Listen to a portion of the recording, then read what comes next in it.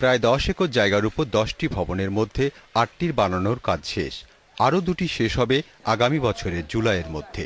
এরপর হবে শিক্ষার্থী ভর্তি। কর্মকর্তারা বলছেন, বরাদ্দ পাওয়া গেলে আগামী অর্থবছরে শুরু হবে একাডেমির শিক্ষা কার্যক্রম।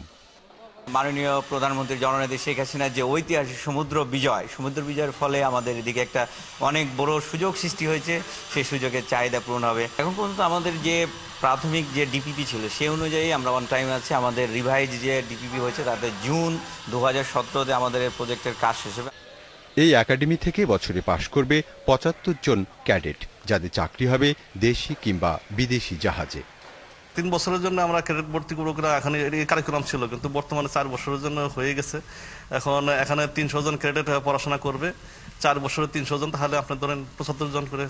মেরিনারের যে চাহিদা সেটা তো বাংলাদেশে না, সেটা বিদেশের বাজারে আছে, যেটা আমাদের ফরেন ইনকাম হবে। সেহেতু সেই চাহিদা আলোকিত তো আমরা এখানে মেরিন একাডেমি সৃষ্টি করছি আর কি।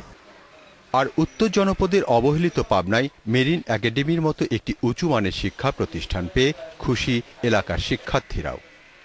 এই সব ছাত্র যখন বিদেশে যাবে, সেখান থেকে যে অর্থ উপার্জন করবে, ওটা আসলে আমাদের বাংলাদেশের জন্য ব্যয় হবে। সারা বাংলাদেশের মতো যেখানে সীমিত সংখ্যক যে মাত্র 4টা আছে, তার মধ্যে একটি আমাদের নগরবাড়ি এলাকায়। পাবনার পাশাপাশি সিলেট, রংপুর আর বরিশালেও 3টি সরকারি মেরিন একাডেমি হচ্ছে। Independent news desk.